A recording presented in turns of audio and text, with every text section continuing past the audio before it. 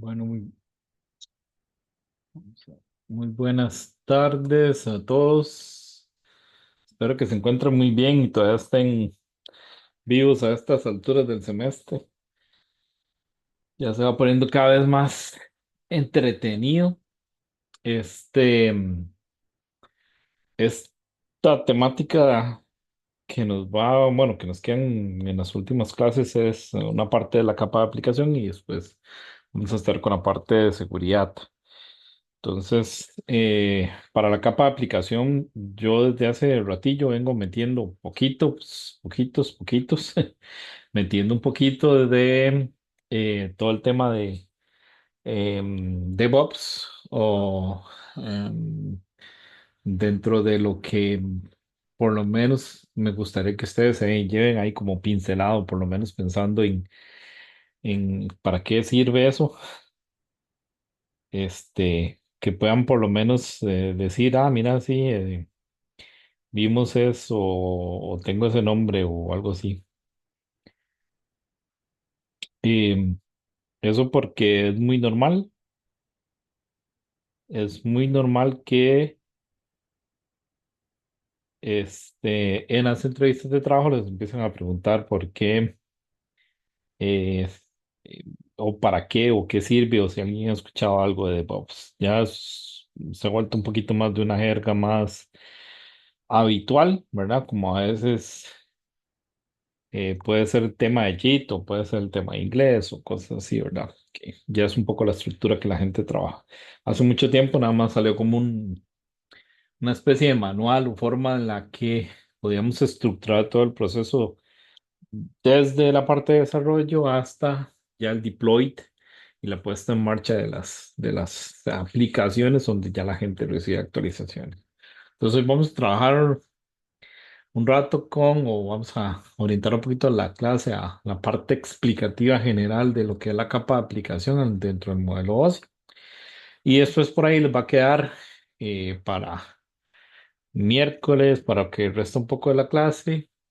Y por ahí tal vez algo de la otra semana vamos a ver cómo dividimos los contenidos con las clases que nos quedan. Todo ese tema de cómo funciona el DNS, qué es DevOps, qué es Jenkins, que es un automatizador de flujo de trabajo bastante interesante, más que todo orientado a tener un flujo de despliegue de aplicaciones. Es de los poquitos que todavía sigue siendo gratuito. Hay otras cosas interesantes que utilizan empresas que sí tienen fondos, por ejemplo, Chef, Puppet o otras cositas por ahí que se pueden utilizar que son también bastante buenas o muy buenas, pero son de licenciamiento en la mayoría de los casos. Los trials son muy leves. Y bueno, un poco cómo funciona Jenkins. Con eso ahí probablemente van a tener una comprobación corta y una tareita muy corta de implementar con un código y generar un Docker, básicamente con algo sencillo en Jenkins. Entonces, para que chequen esto que está acá, ¿verdad? Que va a ser como la segunda parte de la clase y lo de y lo de miércoles, por lo menos, o completar un poco esta semana. Pues para que no lo dejen por ahí abandonado y no lleguen muy perdidos. Vamos a pasarnos a este otro lado. Cambiar de monitor. Nada más un toque. Antes de cambiar de monitor, le vamos a dar play a esto. Y vamos a cambiar de lado porque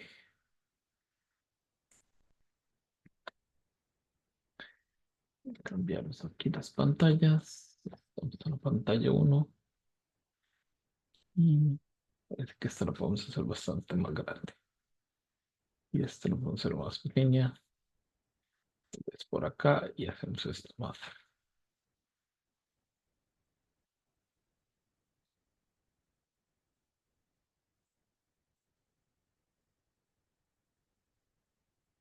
Ok, estamos. Vamos a ver. La capa de aplicación ya es como la última, ¿verdad? La que al final utilizamos el día a día, en todas las aplicaciones, en cualquier tipo de dispositivo. No estamos hablando de computadoras, servidores o tablets, cualquier cosa. Al final de cuentas, todo lo que funcione para correr un cliente que va a consumir al final de cuentas un servicio. Todas esas aplicaciones son las que están ahí. Que podríamos decir que esas son las aplicaciones que desarrollamos, construimos o que otra gente construye para que nosotros podamos utilizar este, para diferentes cosas, ¿verdad? De esta capa, que la capa 7 viene el chiste normal de capa 8, ¿verdad? Que es el de que muchos de los errores de la red están en la capa 8 y no están dentro de estas partes. ¿Verdad?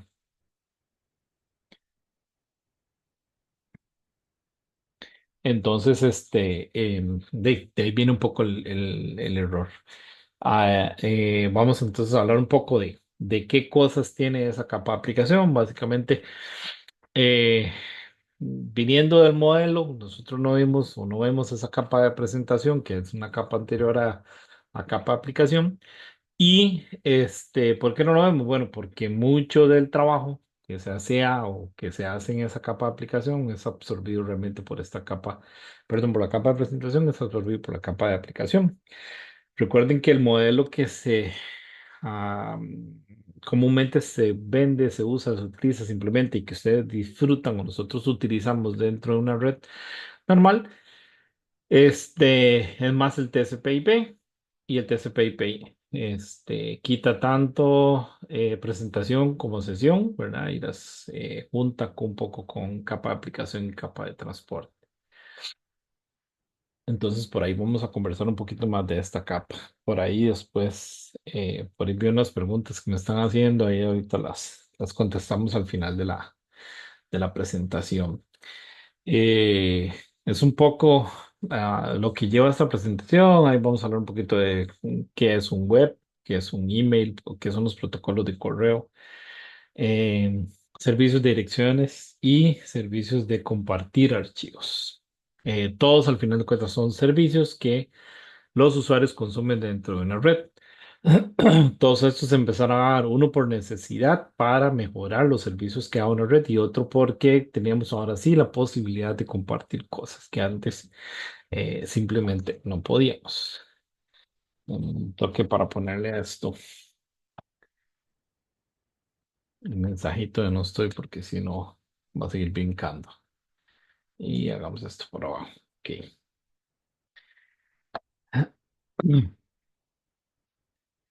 En lo que con respecto a la capa de aplicación, lo que les comentaba antes, ¿verdad? Que la capa de aplicación, el modelo OSI tiene presentación y sesión, ¿verdad? Y en el caso de la capa perdón, el modelo TCP/IP, hablamos de que estas tres capas se hacen en una sola, porque tenían realmente mucha relación. Presentación tiene que tomar la decisión de hacia qué aplicación tiene que enviarle el contenido del paquete que recibió. La de sesión establece, según el tipo de aplicación, una sesión con el usuario, o el cliente que está haciendo la solicitud, etcétera. Entonces, muchas de esas cosas y perfectamente pueden estar y es así como realmente trabaja, ¿verdad? Todas están ahí. Entonces, ¿qué hay en esa capa qué hay en esa capa de presentación, de aplicación? Bueno, ahí los DNS, Domain Name Servers, están los HTTP, los Hypertext Transfer Protocol, los Simple Mail Transfer Protocol o SNMP, los POP, Post Office Protocol, que se encarga del tema de correo, Dynamic Host Configuration de HTTP, File Transfer Protocol, todo lo que al final pueda funcionar como un servicio o que ofrezca un servicio para la red o que sea un cliente que consume cosas, ¿verdad? Y que necesita un protocolo para conectarse con un servicio de diferente nivel, ¿verdad? Y que tiene que transferir datos a través de la red. Entonces, probablemente va a estar ubicado en esa capa de aplicación. Entonces, es la interfaz básicamente entre las aplicaciones que usamos para comunicarnos, para conectar, para descargar, para diferentes cosas que realizamos dentro de la red, ¿verdad? Todas están ahí, orientadas o, almacenadas dentro de esa capa de aplicación.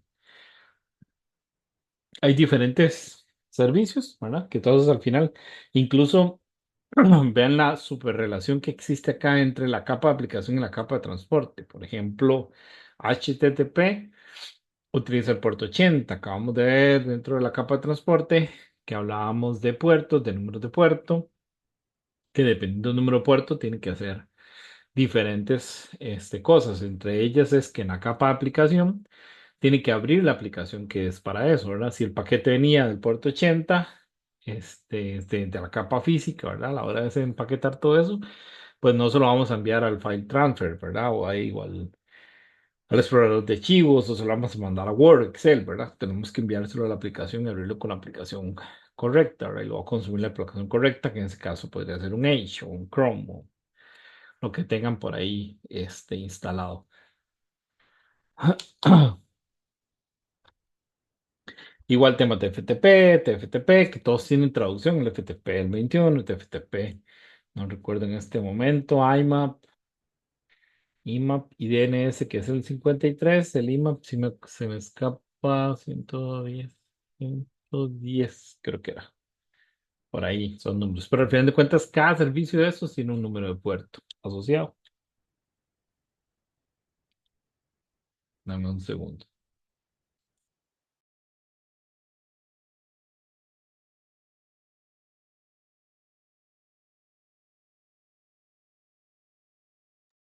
Me estaba sonando ahí teléfono, pero ahí ya son las 5 ya, ya cerraron. Normalmente están redireccionados, entonces no debería estar timbrando, pero bueno, cosas que pasan en las redes IP y las telefonías IP. Presentación y sesión, les comentaba antes que, bueno, fueron absorbidas por esta capa de aplicación. La capa de presentación tenía tres funciones primarias, que era dar formato, a la forma de la representación, al final de cuentas, de los datos según el tipo de dispositivo que tenía, hacerlo compatible básicamente para que el dispositivo lo pudiese consumir, comprimir si fuese necesario de alguna forma los datos para que puedan ser también comprimidos o defragmentados o expandidos en el dispositivo cliente o viceversa. Y también encriptar la información de la transmisión o desencriptar la información de la transmisión, ¿verdad? Porque recordemos que esto va en dos vías. Así como yo recibo datos encriptados, puedo enviar datos encriptados. Esto no necesariamente es porque, por ejemplo, establecí desde el inicio no solo, perdón, una conexión segura, digamos, utilizando VPN o utilizando algún método de encriptación, ¿verdad? Sino que, por ejemplo, el HTTP tiene su protocolo HTTPS. Entonces, por defecto, HTTPS viene con sus datos encriptados. Entonces, la capa de presentación tiene que lidiar con ese tema. Encripta a un lado, desencripta al otro, encripta al lado, desencripta al otro, desencripta, encripta. En el tema de la capa de sesión y sus funciones, esta crea y mantiene diálogos entre la fuente y el destino. En la aplicación es básicamente ya recibiste estos datos, recibiste esta parte, no recibiste esta parte, ahora necesito esto, reenvíame tal parte. En el caso otra vez de que se permita, ¿verdad? Por ejemplo, una conexión tipo TCP es permitido. Ya sabemos que por ahí que las conexiones UDP no son permitidas. Manejo de intercambio de información entre el cliente y el servidor, ¿verdad? Eh, Forma inicial de comunicación, saber si está activo, ¿no? Recordemos que la forma en la que la red funciona o que los protocolos de red asumen que el protocolo IP funciona es por inundación, digamos, enviamos los datos sin saber realmente si tenemos certeza o no de que el otro dispositivo está al otro lado. Entonces tenemos que mantener eso controlado.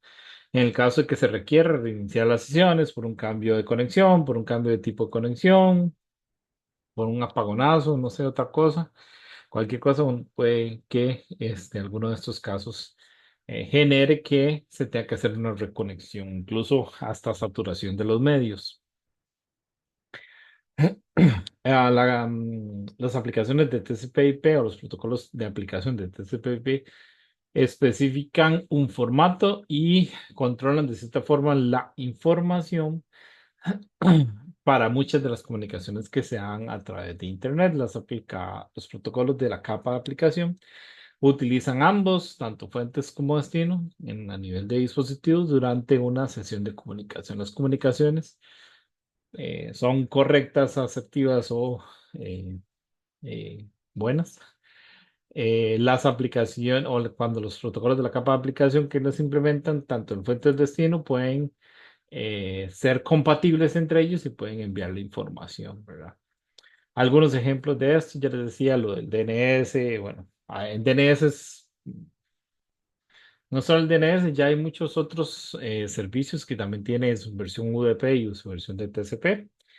El DNS normalmente usted trabaja y todo se trabaja sobre UDP y hay algunas cosas que a veces se transfieren o se cambian a el protocolo TCP por algún tipo de seguridad, encriptación que se requiera, o seguridad a la hora de envío de datos, puede ser, pero lo normal y todos los protocolos con los que normalmente trabajamos dentro de la red para descarga, subir archivos, lo que sea, siempre son de UDP y eso utiliza el puerto 53. Recuerden que los DNS no solo funcionan para traducir los URLs o los nombres de dominio de Internet, sino que también funcionan para traducir nombres, aliases, como normalmente los conocemos, que tenemos dentro de la red interna, ¿sí? Entonces yo puedo ponerle como lo vimos cuando hicimos los laboratorios, a la red computadora uno computadora 2 y no tengo que estarme aprendiendo los IPs, sino que digamos, si en algún momento necesito cambiarlo, lo cambio, la IP y nada más sigo preguntando por las computadoras, ¿verdad? Eso facilita mucho el trabajo. El DHCP o el Dynamic Host es uno que se usa a diario. Ven que es UDP. ¿Por qué UDP? Porque estamos haciendo solicitudes de una dirección, ¿verdad? Entonces necesitamos que esto lo más pronto posible llegue al cliente. Incluso hay dos protocolos, uno para el cliente, otro para el servidor. Y digamos, si por ejemplo, por algún motivo extraño, usted tiene dos servidores de DHCP dentro de su misma red, el cliente, el primero que le responde es el que le va a este, aceptar el que le dé una dirección. Regálenme un segundito.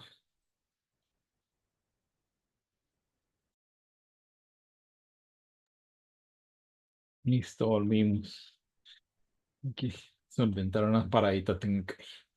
Ok, entonces en DHCP tenemos esas dos opciones. Las asignaciones de direcciones, todas las direcciones IP se reutilizan. Uno, por ejemplo, cuando configura los servicios de DHCP dentro de una red, eh, establece también cuánto es el tiempo que esa dirección IP pertenece o se asocia a una MAC address, que es la del dispositivo, ya sea su computadora, su tableta, su teléfono, lo que se conecta a la red, cuánto tiempo la va a mantener, ¿verdad? Si usted tiene entornos donde tiene direccionamiento muy dinámico, o sea, muchos hosts que están entrando y saliendo de la red, o que un día son unos, otro día son otros, normalmente la gente lo que hace es programar un día, 2 días, una semana. Usted puede hacerlo de más cantidades, ¿verdad? Pero, pero,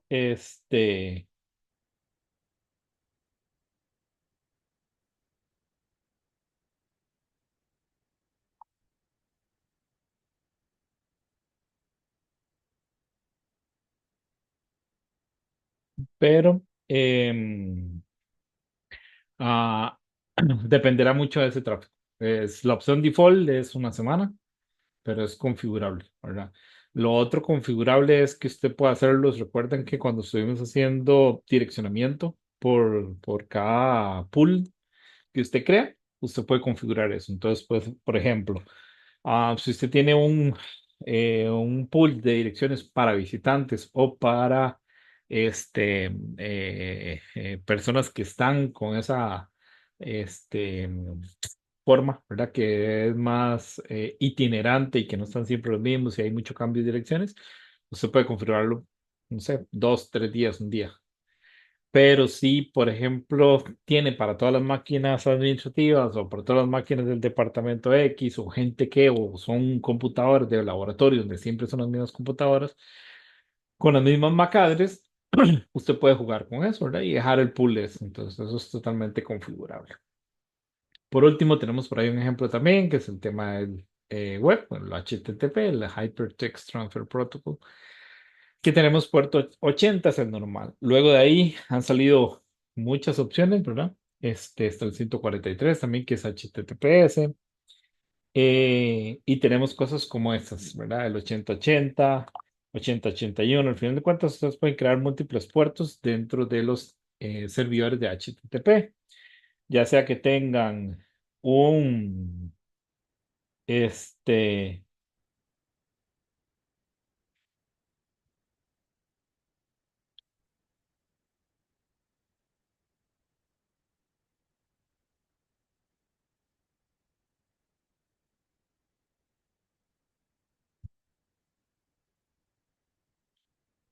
un Nginx, un Apache, un IIS, que son como los tres más típicos, normales. Ya más, nos ponemos ahí como muy, muy, representativos o muy, no, no, a ver, muy innovadores y hablamos de cosas integradas como un Flask, que es lo que tiene normalmente como alternativa en Python para que se pueda mandar o lanzar un pequeño sitio web con una aplicación ahí, ¿verdad? Para ver cosas.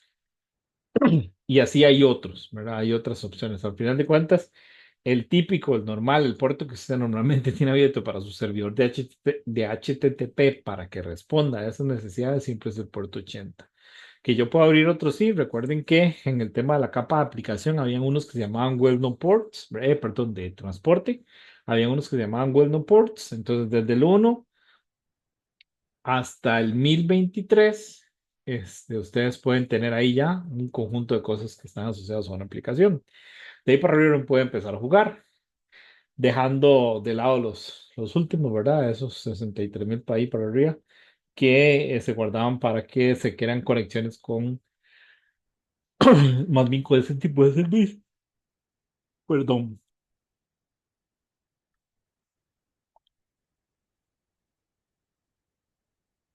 Pero ustedes pueden crear, obviamente mientras el puerto no pegue con ninguna otra aplicación, ¿sí?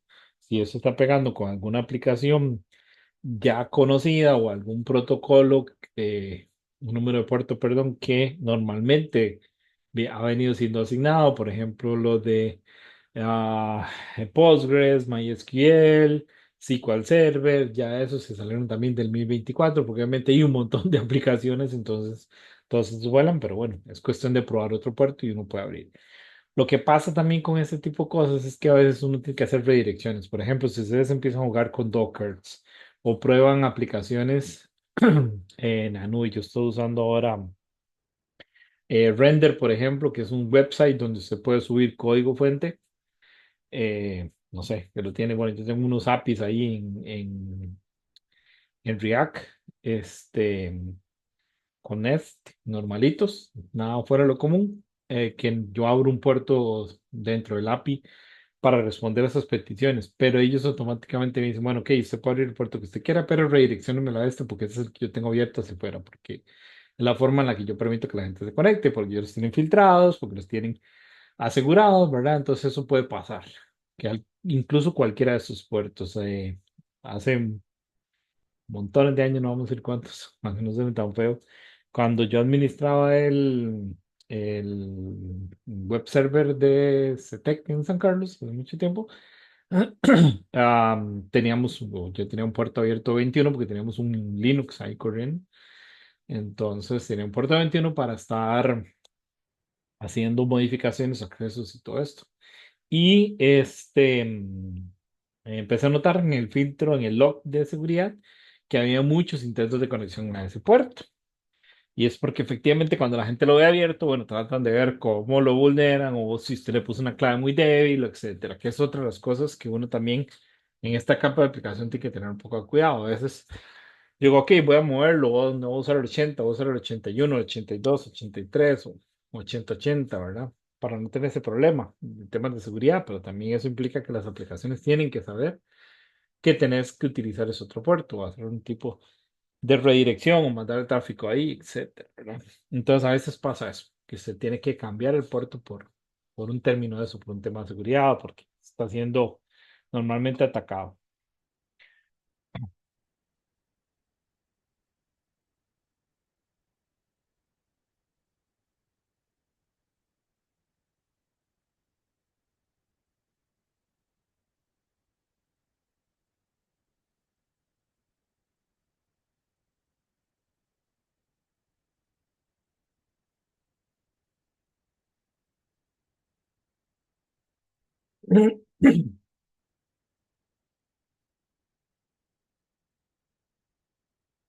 Conexiones extremo a extremo es el modelo que hemos seguido hasta el momento, ¿verdad? El modelo cliente-servidor es el que normalmente impera no en esta capa, sino en todas las comunicaciones, ¿verdad? Entonces se utiliza mucho. Aquí se ve más reflejado porque usted tiene un servicio corriendo que es consumido o solicitado por algún cliente. Entonces ese proceso es más común o más normal, digamos, que se le asocie a la capa de aplicación.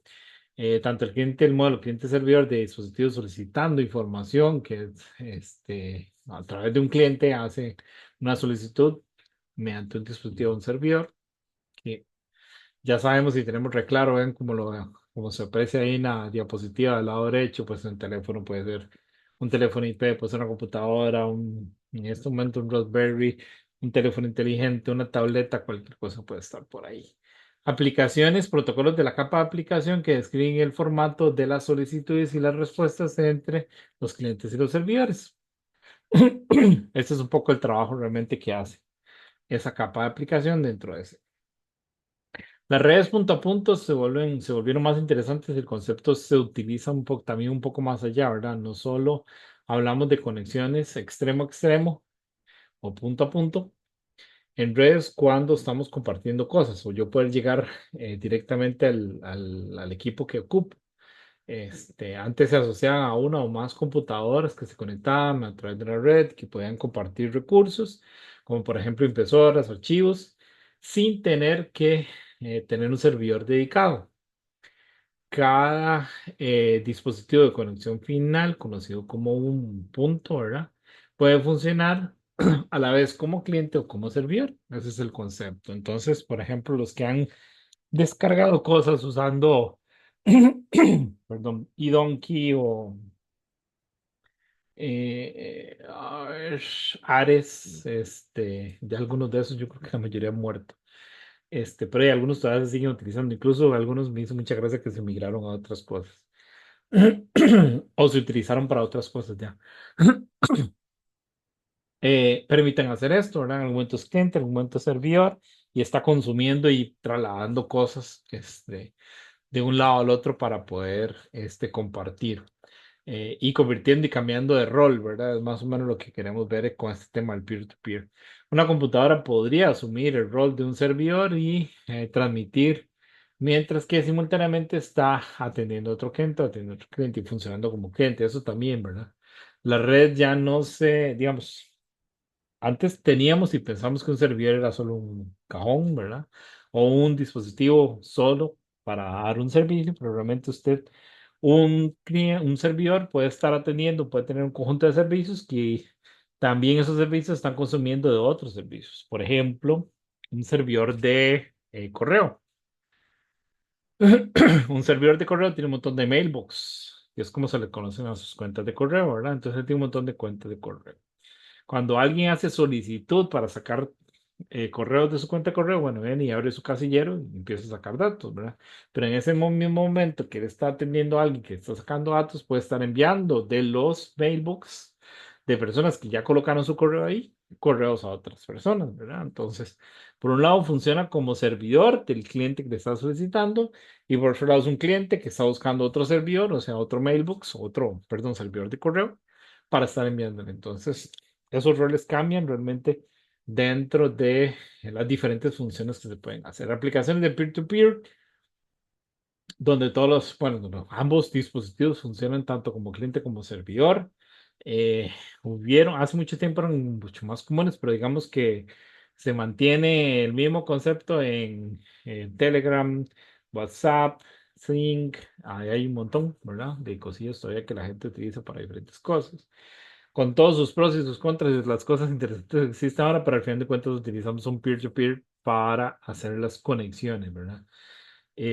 Hace mucho tiempo, cuando estos se iniciaban, siempre había un servidor intermediario que pasaban parte de la información, pero ahora se pueden hacer de manera directa. Algunos PLSP applications usan sistemas híbridos en los cuales los puntos pueden acceder a un servidor index para obtener la localización de los recursos almacenados en otro punto, ¿verdad? Eso es un poco como trabajaba iDonkey o trabajaba Hades o trabajaban algunos de estos.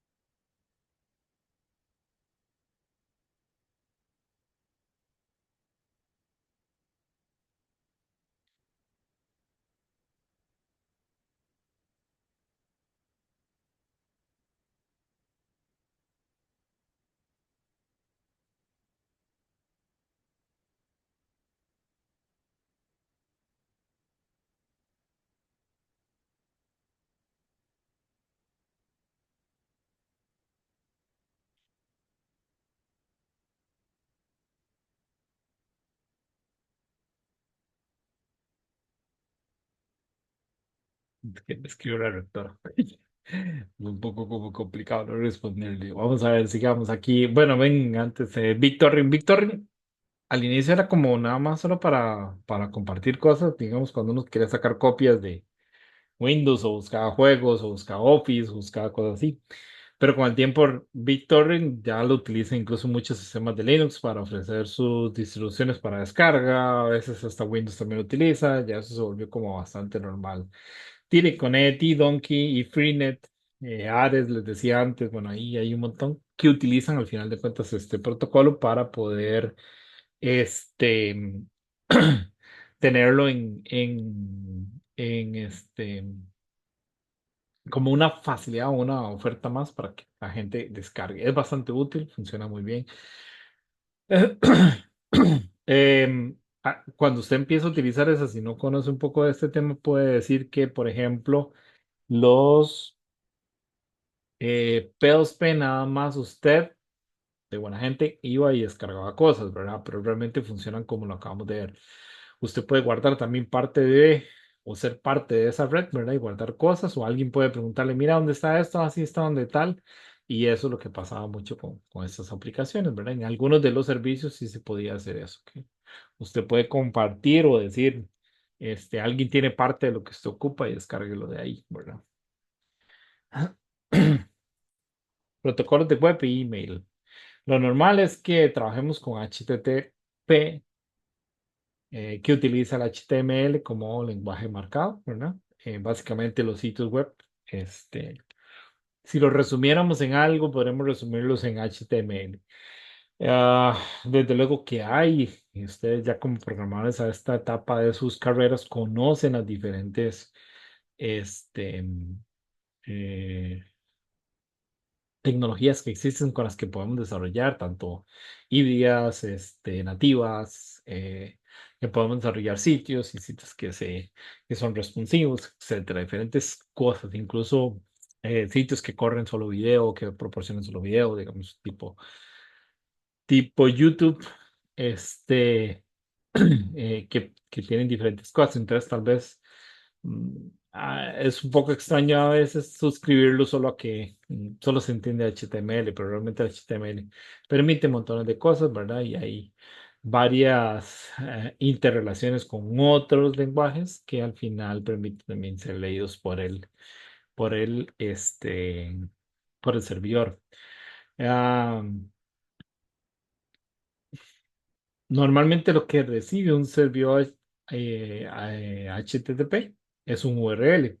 Ese URL tiene que ser desempaquetado de cierta forma, ¿verdad? Se toma una parte que es la dirección, que esa parte de la dirección, que es básicamente el nombre después de los dos slash y hasta el primer slash, donde normalmente ya vamos a tratar de acceder a alguna subcarpeta o carpeta del servicio que estamos tratando de jalar. Viene por ahí el nombre, ¿verdad? Como por ejemplo acá que dice www.cisco.com. Ese www.cisco.com se toma, se envía al servidor de DNS para que él haga una traducción y nos diga, ok, la dirección IP de ese servidor donde normalmente está alojada esa página es esta. Con eso, entonces los paquetes se pueden armar y enviar a la solicitud de GET, ¿verdad? O de solicitarle al servidor.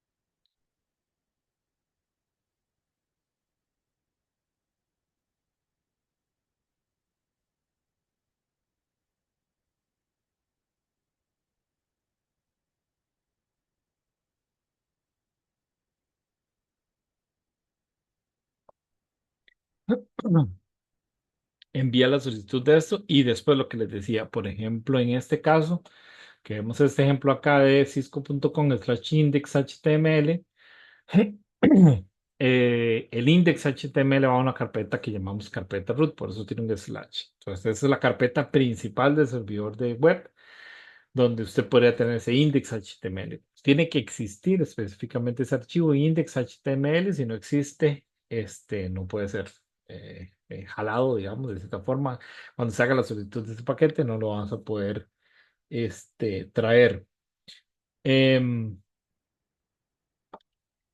si, por ejemplo, vemos digamos con el ejemplo de Cisco, vamos, y te diésemos en lugar de ese slash index HTML, un recursos, backslash, curso, backslash, cada uno de esos es una carpeta. Normalmente a esto le llamamos carpetas públicas o carpetas de internet. Hay algunas que son indexables, otras que no, browseables, que llamamos. Se puede acceder a cosas, pero puede no verlas, listarlas. Son cosas de configuración que se pueden hacer en los servidores, ¿verdad? Hace mucho tiempo, cuando no teníamos tal vez la sensibilidad en seguridad para ese tipo de cosas, usted venía, abría, listaba y usted a veces lograba encontrar, mapear, ver a más archivos tal vez de los que requería. Cuando ustedes logran hacerle una carpeta, por ejemplo, http://cisco.com/ eh, cursos slash, digamos, y usted le da enter y eso le tira un listado de archivos, quiere decir que esa carpeta es browseable, es indexable a través de la web. Entonces usted puede ver más de lo que una persona mm, o de lo que usted puede acceder, ¿verdad? Más páginas que están ahí, que están disponibles. Ya dice, se permite tomar.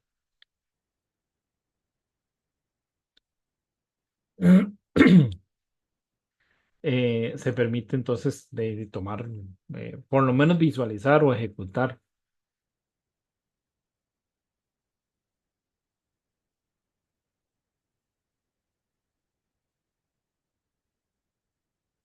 ¿Qué otras cosas interesantes? Bueno, dependiendo del tipo del servidor, en IIS se hace de una forma, en Linux, en Apache, tiene como ciertas configuraciones que permitan o no hacer algo. En Linux siempre hay que tener bastante cuidado porque Linux, recuerden que muchas cosas se las puede hacer autoejecutables o ejecutables, ¿verdad? Y cuando se las puede ejecutar directamente en el servidor. Ahora hay muchas formas también de inyectarle o intentar inyectarle, pero obviamente también todo se ha ido tratando de bloquear. ¿Cómo se bloquea? Por ejemplo, haciendo este, mm, que los protocolos que utilicemos sean seguros. En lugar de usar normalmente HTTP, usamos HTTPS.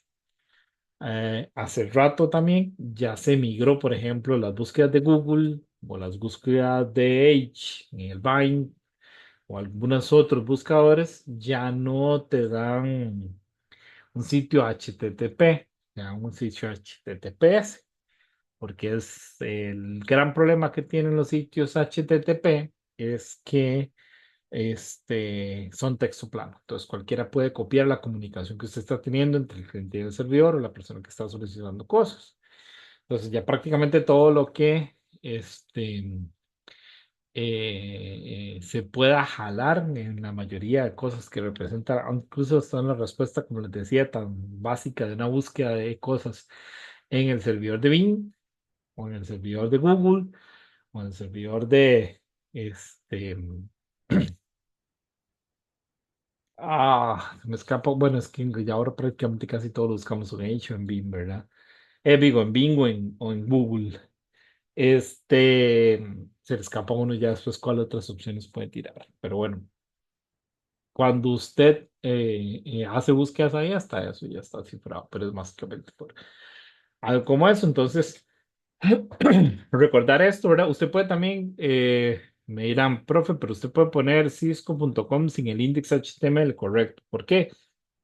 Porque los servidores por defecto, cuando usted pide el URL, ellos dicen, ok, voy a mandarte que lo que tengo acá es un index HTML. Si usted no quería acceder a ese y era otro, que se llamaba Index 2, por ejemplo, o indexación o portal o otro nombre punto HTML, entonces lo que se hace es ir a buscarlo. Si usted tiene un nombre específico, usted lo puede pedir al servidor, siempre y cuando la página, ¿verdad? O el archivo físico esté dentro del servidor. Hay, digamos que tres comandos básicos que siempre se dan con eso, el get, el post. Si alguna vez han hecho pruebas de un API, por ejemplo, es muy común uno hacer las solicitudes de get, las solicitudes de post, ¿verdad? Get cuando ocupo que me traiga datos y post cuando necesito ir a pedirle, mira, esta información. Si usted quiere hacer, por ejemplo, un envío de información mediante un form, ¿verdad? Un form me refiero a los datos que usted captura en ese form y los querés enviar al servidor, es con método de post. Cuando cualquier tipo de consulta siempre va a ser un get, obtener la página, desde obtener la página hasta obtener cosas adicionales. Yo quiero pedirle, digamos que es un sitio dinámico, ¿verdad? Yo quiero pedir datos que se reflejen en la página. Eso se entiende como una solicitud de get. Hay de autenticación y de diferentes cosas, ¿verdad? Pero eso es más o menos. Digo esto porque usted podría, desde la línea de comandos, como lo hacíamos hace miles de años, browsear o solicitar una página, ¿verdad? Si hay compañeros en la clase en este momento que utilizan Linux o son fieles de Linux o utilizan mucho Linux, usted puede hacer un wget desde la línea de comandos y obtener una página completa. Si la piden en la línea de comandos en Linux, por ejemplo, lo que va a obtener es el código HTML, ¿verdad? O la respuesta HTML o una respuesta como esta que se ve ahí en el cuadrito negro. Es lo que usted normalmente obtiene cuando hace un get. Pero em, sí, lo que se hace es correrlo en cualquier otro lado, ¿verdad? Lo va a correr en un browser así, ¿verdad? Pero el punto es que usted al final de cuentas esos comandos existen y los puede consultar. Incluso yo a veces los he probado para saber si el servidor está vivo. Entonces uno hace una sesión de Telnet, por ejemplo, pero no un puerto normal del Telnet, sino que le hace un puerto 80 y le da la dirección del host y empieza a escribirle comandos de HTTP. Y usted hace un get y le responde los get y todo eso. Entonces es entretenido, interesante y también es una forma como la que a veces muchas veces los hackers también tratan de acceder, eliminar, usar los servidores, ¿verdad? O por lo menos ponerlos a trabajar de más. Si la página o la URL que ustedes están solicitando ya está disponible, ¿verdad? Y que tenía el nombre correcto y tenía los permisos, etcétera. Deberíamos de poder ver como último paso realmente es ver la dirección. Ahí están el get, el post y el put. El put siempre dice que es para subir recursos o contenido a un servidor, como una imagen, el post. Esto sube datos al server web, como de la parte de data, ¿verdad? El formulario que les decía antes. El get es básicamente solicitud al web browser del cliente, los servidores y la solicitud de HTML, las páginas de HTML. Am,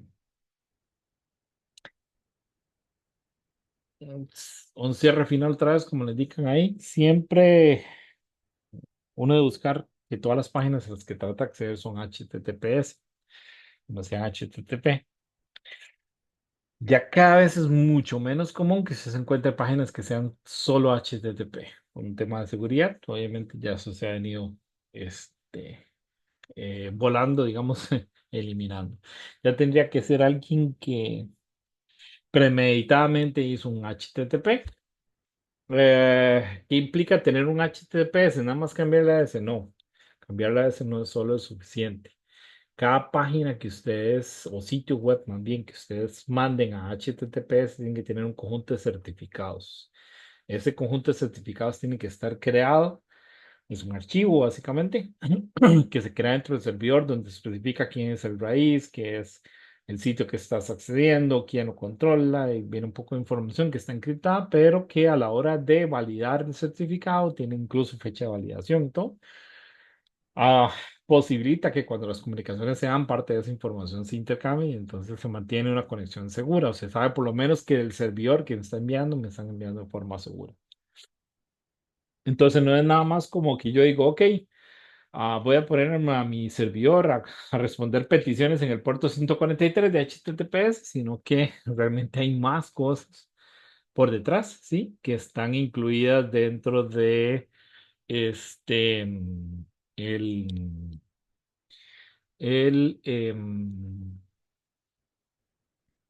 de todo el tema de encriptar, ¿verdad? Los datos y se envíen a un lado al otro.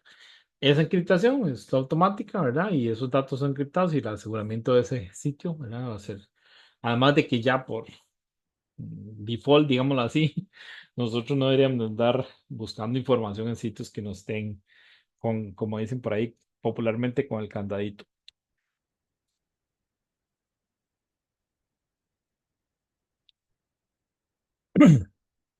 En temas de email, básicamente hay tres protocolos. Está el Simple Mail Transfer Protocol o SMTP, que es la comunicación entre servidores. Entre los servidores de correo se envían emails, ¿verdad? Porque obviamente todos los emails no llegan a un solo lado. No todos los emails son de Google, hay algunos son de Office 365, otra gente utilizará su propio servidor. Hay servidores, se puede montar, instalar, configurar. Incluso hay relays de servidores. ¿Qué es un relay de servidor? De que alguien te dice, usted va a darle soporte a este dominio, ¿verdad? No necesariamente es un Google o un Gmail, sino que es el dominio proferrogelio.ac.cr y ese el dominio no tiene un servidor de correo, pero utilizamos las cuentas de Gmail y las disfrazamos de tipo proferrogelio.ac.cr, ¿verdad? Ese relay o ese entrega de cosas a otro servidor y para que se haga cargo de eso, ¿verdad? Es totalmente factible o posible con los servidores de SMTP. Entonces, recordar que SMTP permite el intercambio de correos entre servicios. Es como si tuviéramos, por ejemplo, una oficina de correos en Costa Rica y vamos a intercambiar correos con la gente de Panamá. Entonces, allá tienen otra oficina de correos y entonces envían correos de entre país, ¿verdad? Y se envían. Que es totalmente factible en la actualidad. Este, a nivel local, digamos, no sería lo mismo porque tenemos, pero podríamos decir, tal vez guardando las diferencias, que cada oficina de correos de Costa Rica podría funcionar como eso y utiliza un SMTP para enviar la información de una oficina a otra. Está el POP y el IMAP. El Post Office Protocol o POP. Post Office Protocol o POP se utilizaba mucho para descargar los correos que estaban en mi servidor de SMTP, mi servidor de correo. Esto era porque antes los servicios normalmente se saturaban mucho, las cuentas de correo se llenaban mucho y se necesitaba reenviar los correos. La gente se hizo muy amante del correo, ¿verdad? Cualquier cosa te la mandan a validar, escribir, repartir, lo que sea, todo te lo preguntan por correo, ¿verdad? Ahora, digamos que se balanceó un poco con las redes sociales como WhatsApp o esto, que a veces se hace más rápido que enviar un correo, pero hay muchas cosas que la gente te ve, "Ah, edíteme ese archivo, modifíqueme esto, etcétera", todo te lo hacen por correo. Entonces los correos tienden a llenarse o tendían a llenarse hasta que ya apareció la posibilidad a nivel de hardware de tener realmente gran cantidad de, este, de almacenamiento. Entonces, digamos que esos protocolos empezaron a dejar de usar. Ya prácticamente muy poca gente los utiliza, prácticamente nadie. IMAP era otra versión. POP lo que hacía era descargar tus archivos o tus correos del servidor de correo y te lo guardaba localmente. Entonces, ese era otro de los problemas, ¿verdad? Porque usted tenía solo copias en su correo, entonces que se respaldaba la máquina, se le quemaba, le dañaba, lo que sea, ya perdí todo el correo, que es lo que decía uno normalmente antes. Ahora ya no pasa tanto eso. O no pasa, realmente no debería pasar porque los servidores siguen estando, los correos siguen estando en la nube. IMAP hacía lo contrario a POP, no descargaba las cosas, permitía revisar los correos, leerlos, sacar una copia local, leerla, modificar si hubiera que modificar o reenviar o responder, y entonces se hacía la intermediación con el servidor de correo y se encargaba de eso. Entonces IMAP tenía esa característica más interesante que podíamos leer el correo sin descargarlo del servidor. Entonces a la gente le gustaba mucho eso porque después se me olvida algo, se me pasó, etcétera. Pero teníamos ese problema, ¿sí? Que y con el tiempo las cuentas de correo se llenaban y entonces se volvía inmanejable el tema de guardar o almacenar correos.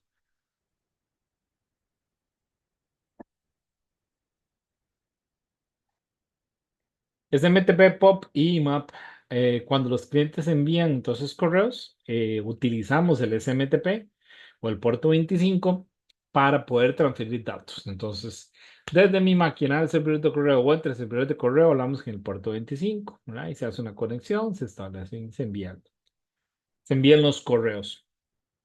Ahora, entre servidores normalmente trabajan también en puerto 25 y usan SMTP para transferir datos.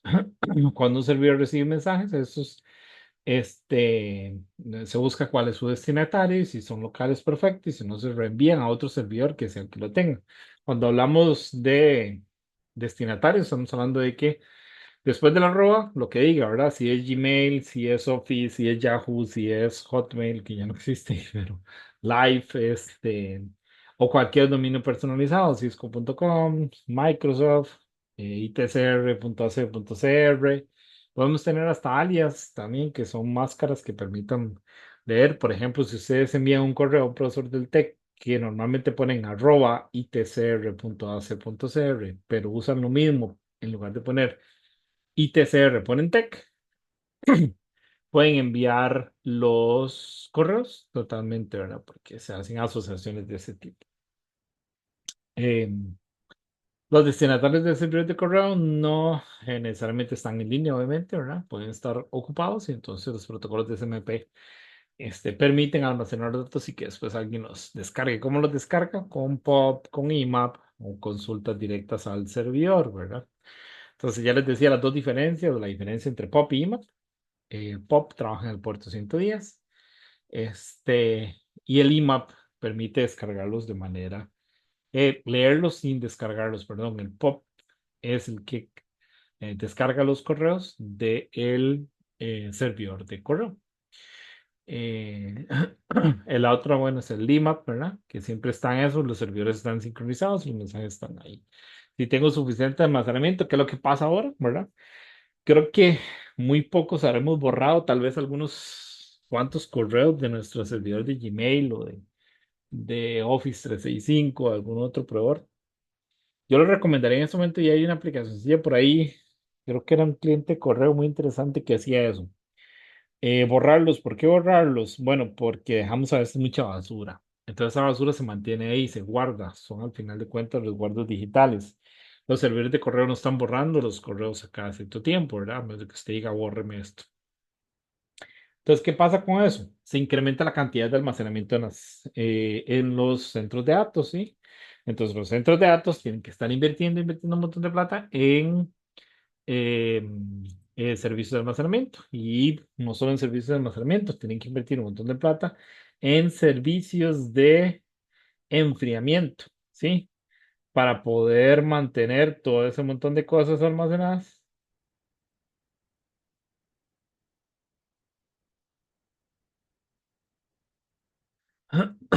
Todas esas cosas almacenadas, ¿verdad? Que generan un montón de calor, que están en otros servidores. Entonces, por bien de la humanidad, les recomiendo estar borrando los correos. Voy a revisar a ver si encuentro por ahí, ven unos clientes y creo que hay unos browsers, tal vez alguno tenga por ahí memoria o ha visto por ahí. Hay unos browsers también que hacen ese tipo de cosas, un poco de guardar información o tratar de contribuir al tema del calentamiento global y no sé qué. Pero el de correo sí me hizo mucho más ahí me encontré cosas que a veces es cierto, uno guarda correos a veces de 5 o 6 años ahí que no los va a usar. Ah, como también puede ser que ocupe en algún momento, ¿verdad?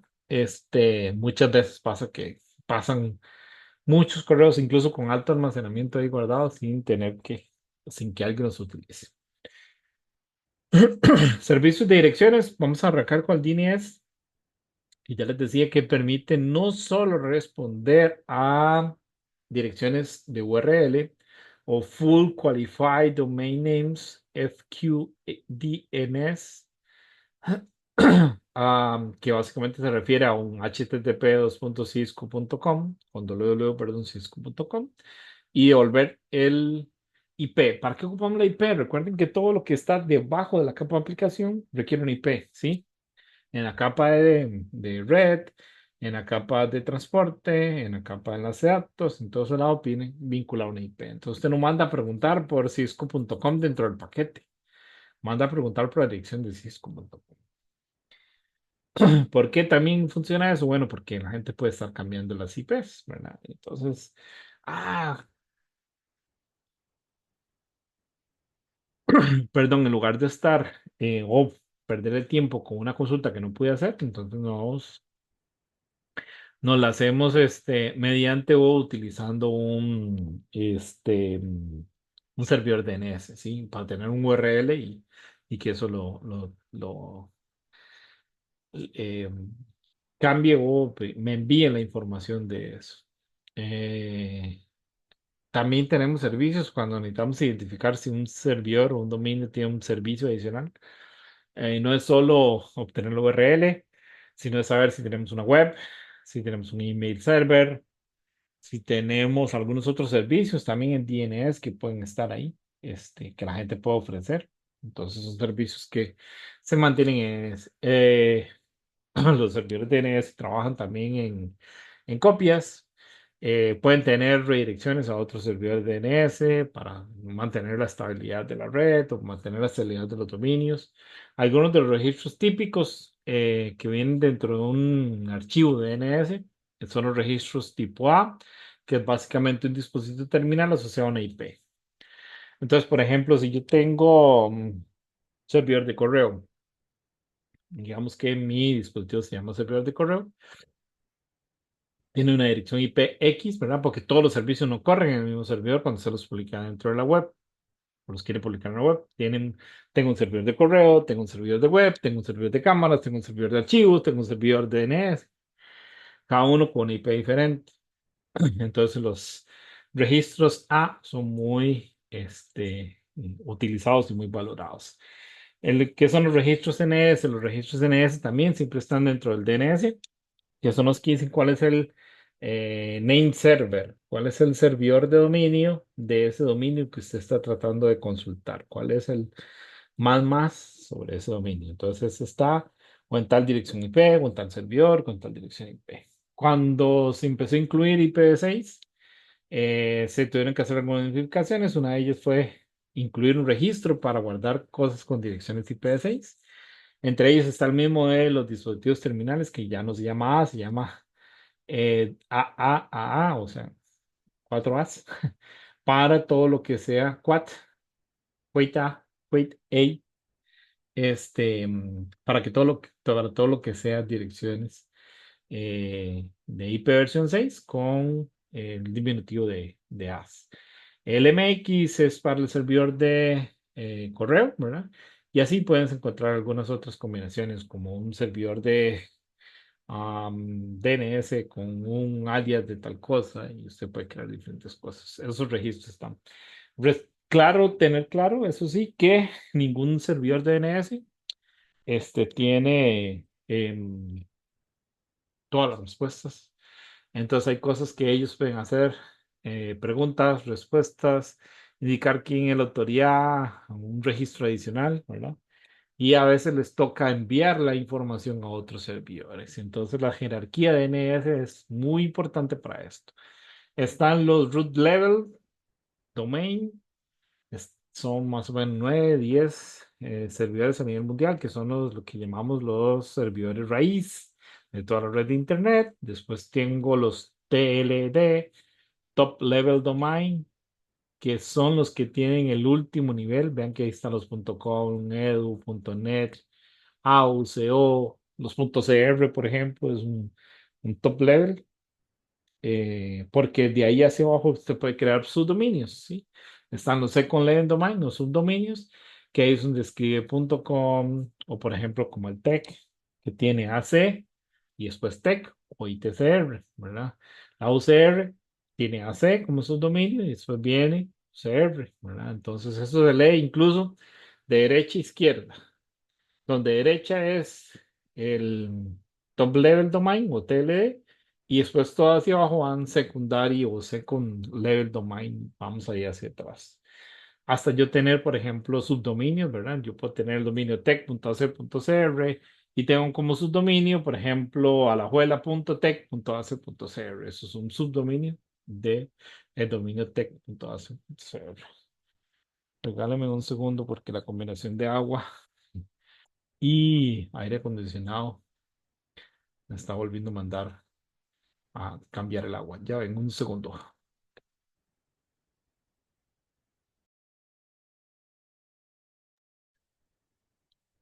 Ok, entonces esta es la forma en la que los DNS resuelven este tipo de cosas, ¿verdad?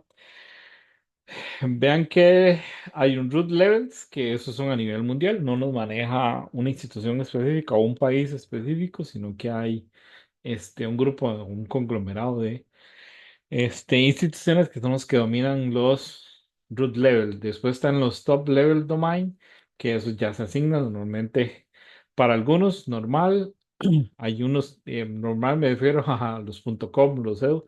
Sí, ISOC o ISOC son los que definen, digamos, quién es quién en esos casos. Entonces, por ejemplo, ¿quién tiene que administrar el .cr? Bueno, en el caso de Costa Rica, el Ministerio de Cultura tiene una división que tiene lo que llamamos el NIC de CR, el NIC de Costa Rica, que se le asignó incluso para poder generar fondos, porque no he vuelto a consultar, pero la última vez andaba como en 50, $60 por ahí. Un nick.cr o un dominio.cr. Si ustedes compran un .com, le salen $19, $15, o dependiendo de lo que quieran, pues por ahí está, unos 12, $13. Si no pagan los certificados y otras cosas de seguridad, puede salirles algo barato. Entonces hay diferencias, pero ahí no dice .cr. Entonces, depende de lo que usted quiera y al público al que usted se esté enfocando, puede ser que a la gente no le guste que usted le escriba de una dirección que sea un poco impersonal o que no diga de qué país pertenece o de qué sitio o de qué, perdón, de qué, como a qué responde. Es como cuando usted le escriben de alguien pidiéndole datos, por ejemplo, un currículum, enviándole información o una propuesta económica, pero se lo manda de su correo personal de Gmail. Entonces uno se queda así como, qué falta de seriedad, ¿verdad? Entonces ahí es donde pasa lo mismo con esto. Pero bueno, eso es un poco cómo se trabaja. el tema de los dominios. Hay una aplicacioncita o un comando muy básico que ustedes pueden utilizar en el comando de Windows. Es este NSLookup para poder determinar información. Ahí cuando ustedes aplican el NSLookup, puede ser que ustedes, por ejemplo, tengan red, tengan dirección IP, sepan que por lo menos a nivel físico el modem y todo está funcionando hacia afuera y ustedes dicen, bueno, ¿y pero por qué no puedo navegar en internet? ¿Por qué no puedo cargar una página? Bueno, ese cargar una página o no navegar puede estar asociado a que el DNS no está funcionando. Recuerden que el DNS hace todas las traducciones de las URLs a una dirección IP. Entonces, si no tengo esta traducción, necesito este, eh, alguien que me la diga. Si no hay quien me la diga, entonces no puedo ir a pedir un paquete. Básicamente, eso es lo que pasa. Si un DNS no te puede responder cuál es la dirección IP de un URL que se le pasó, esa dirección no sale, no hace sale la solicitud de paquete del computador o del dispositivo que está generando la solicitud, ¿verdad? Entonces, una forma de probar si es el DNS el que está dando problemas es correr esta aplicacióncita o este comando DNS lookup desde la línea de comandos. Entonces, yo puedo hacer consultas de DNS lookup, preguntarle por dominios específicos, vean ahí que tenemos www.cisco.com o cisco.netacat.net, que son dos dominios. Ustedes lo pueden hacer en ese momento, meterse en la línea de comandos, hacer la consulta y con en ese lookup y ponen cualquier URL, se los tiene que devolver. Si el URL no se los devuelve, una puede ser que no exista, dos, puede ser que esté caído, o tres, si el servidor, digamos, les tira asterisco, asterisco, ¿verdad? Les va a decir o que el servidor DNS no está funcionando, entonces ustedes se dan cuenta que entonces el servidor requería, o el servidor DNS no está disponible, ¿sí?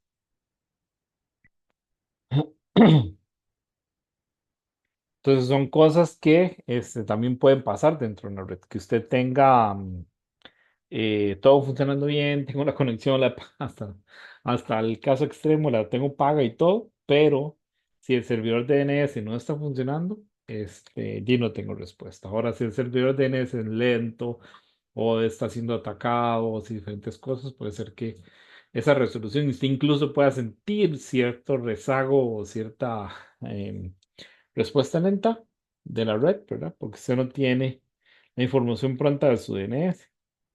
Una forma muy rápida de votar también, o una forma normal que utilizan a veces los hackers para votar servicios, ¿verdad?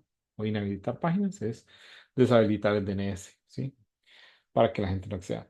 Ahora, ¿cómo redireccionar a una persona también para que no haya el DNS normal, sino que pase por un DNS donde yo copio cosas, perdón, una página, un sitio, un servicio donde yo copio cosas y después dejo pasar los vainos?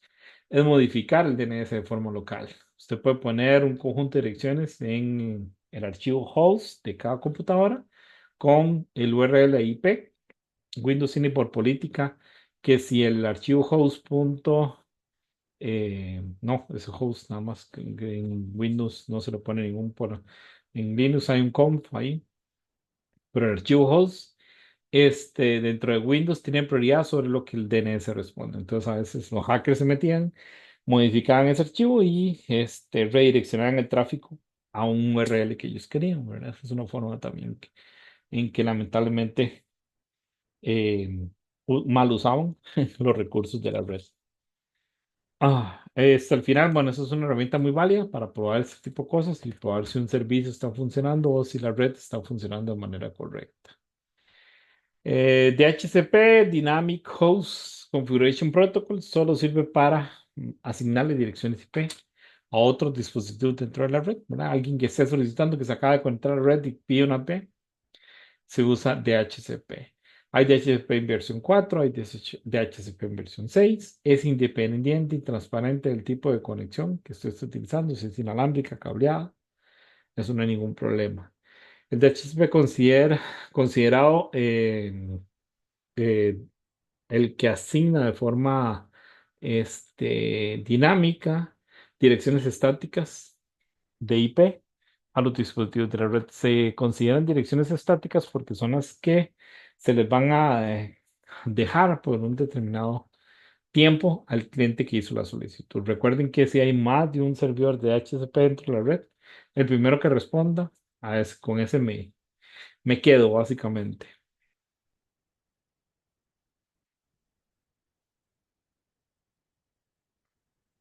Vamos por acá.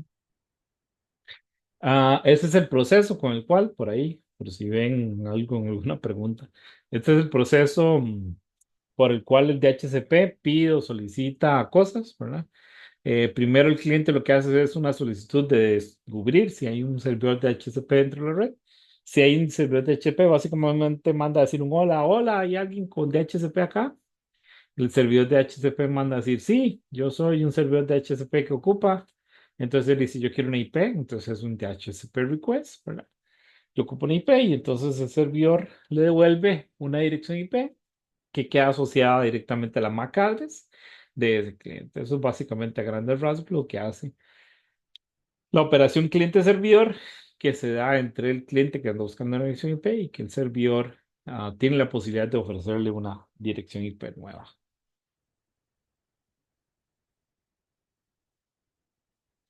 Voy para acá. Esto no.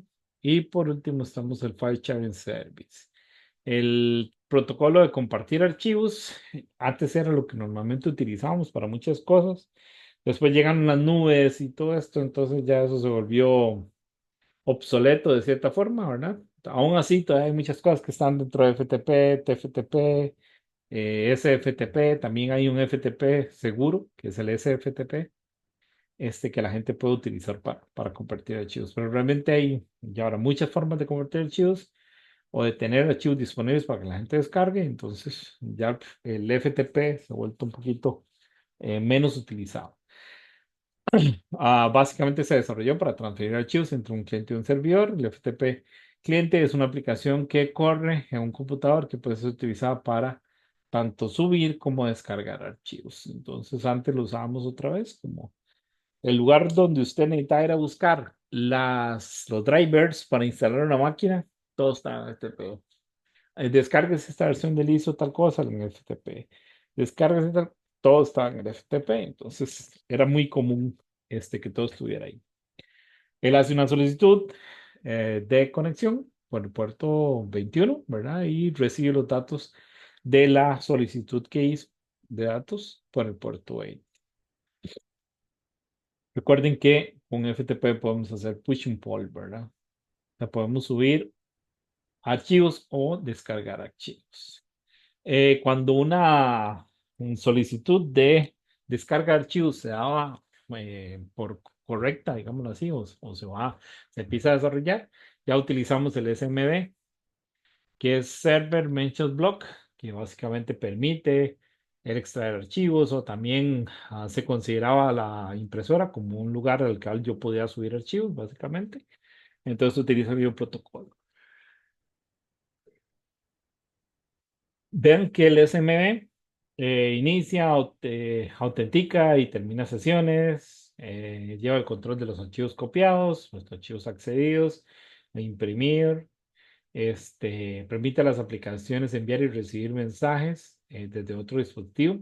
A diferencia de Delphi Sharing Support de los FTP, los clientes establecen una conexión de largo término con los servidores. Después de que las conexiones son establecidas, los usuarios de los clientes eh, pueden acceder a los recursos que están en el servidor a través de los recursos locales en el host cliente.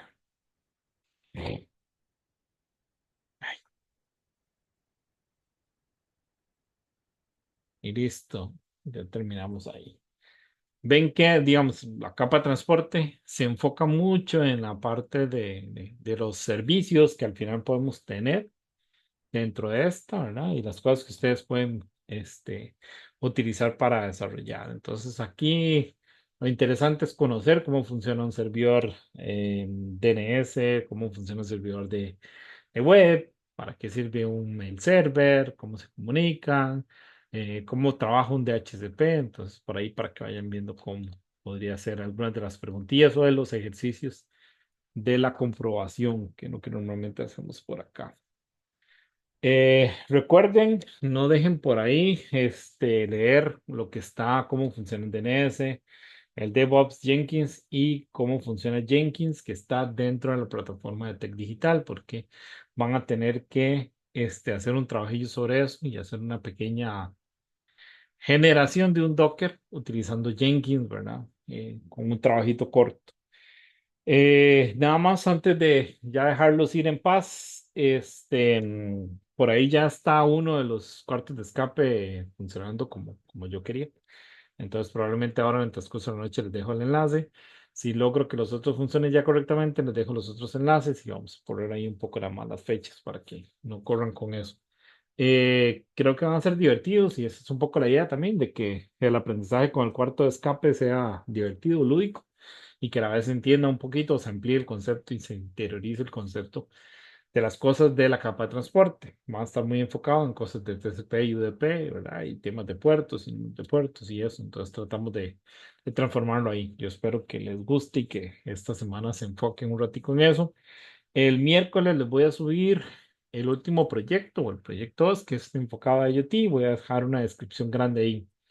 El miércoles no nos vamos a reunir, vamos a dejarles el espacio para que lean la parte de DNS, de ODS, de Jenkins y cómo funciona Jenkins ahí, porque viene una tareita muy corta sobre esa temática de cómo generar un Docker utilizando Jenkins, partiendo de un código que está en Git.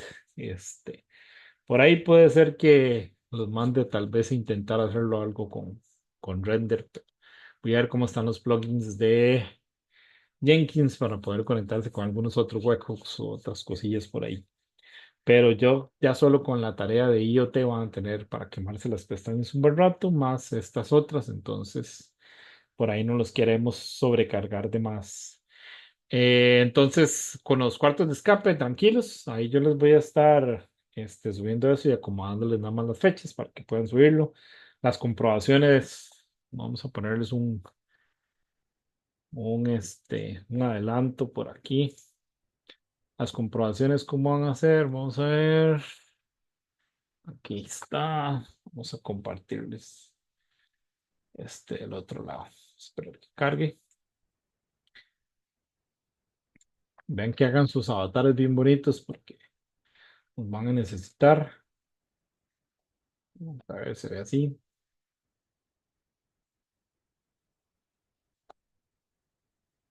No está. Más o menos por ahí.